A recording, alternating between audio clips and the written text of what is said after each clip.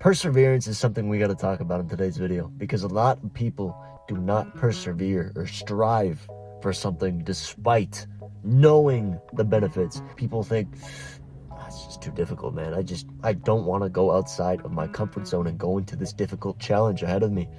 If they can't actually conquer something in front of them because they think it's too difficult for them, then they're not even going to attempt it most of the time.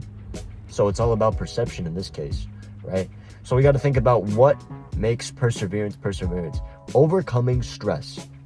So we need to analyze stress, right? Because stress is something that has been quite the taboo in today's world. People think that stress is, oh, it's so scary, it's so bad. DC, I don't like to be stressed. Stress is going to give me anxiety. Stress is going to give me depression.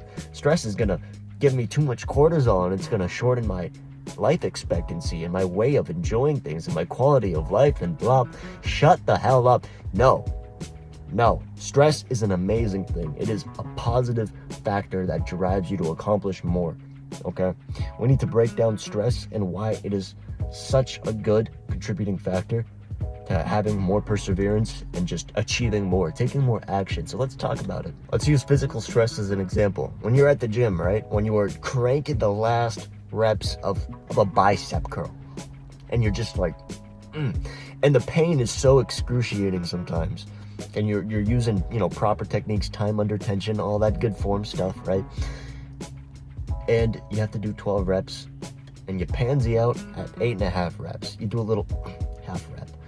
Instead of dropping the weight, continuing, or just taking a deep breath and actually continuing the remaining reps, you decide to just throw the weights away. In that mental moment, you can tell yourself one of two things. All right, this is enough for me. I did good enough. I did enough. That was good for now. Or you can tell yourself, this is not enough. I need to do more. This is what growth feels like.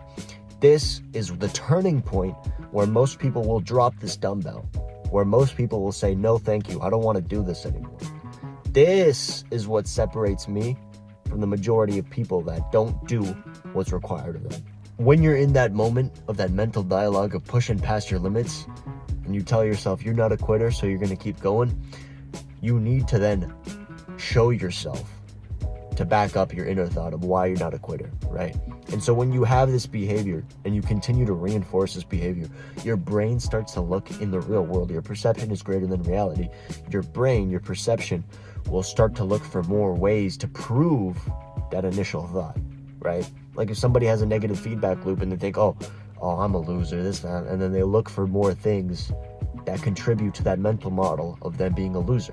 But if you look at yourself in a positive light and say, okay, I overcome my obstacles, and then you start to look at more things in the real world that are obstacles that you can overcome because you know your past, that you know that you've overcome such obstacles so that you can continue to overcome more obstacles.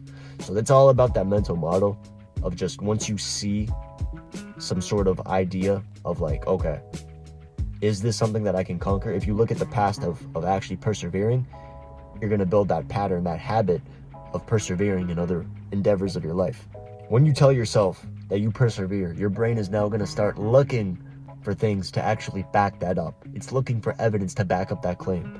So give it that evidence. That's where that confidence comes from, because you have that evidence. Now you're like, all right, I did this. I can do that. There's a positive feedback loop of success, and you just keep doing more things. The well-renowned rapper Future once said, hard work and perseverance, they ain't related. And man, was he spitting facts. I'm telling you right now, that is true. Perseverance is not hard work. Hard work gets to a point where it becomes too tough, and then mentally you have to make a decision if you want to keep doing it. Give you an example. This guy that I went to Dunkin' Donuts where I used to work. And he's still working there. He works hard. He works every day there. Like six days a week he's working there. He's working hard. But did he persevere through the difficulty of looking for a new job that could pay more? No. But he's doing more hard work, guys. He's working hard over there. But perseverance is going outside of that comfort zone, finding other opportunities, and challenging yourself.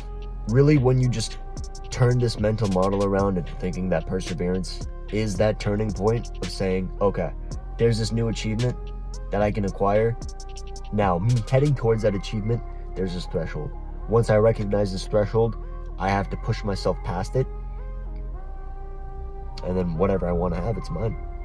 But it's about identifying that threshold, identifying where most people quit, and being like, oh, okay, I'm not a quitter, so I'm not going to be like the majority of people. I hope you guys got a better understanding of what actual perseverance really is, and the fruits of your labor that actually can come to you when you start to realize how you can use perseverance to your advantage.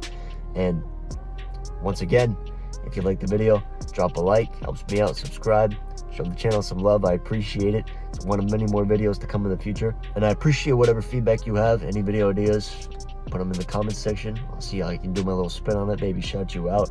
As always, this is just the beginning. Remember to put the hard work in. I'll see you guys in the next video.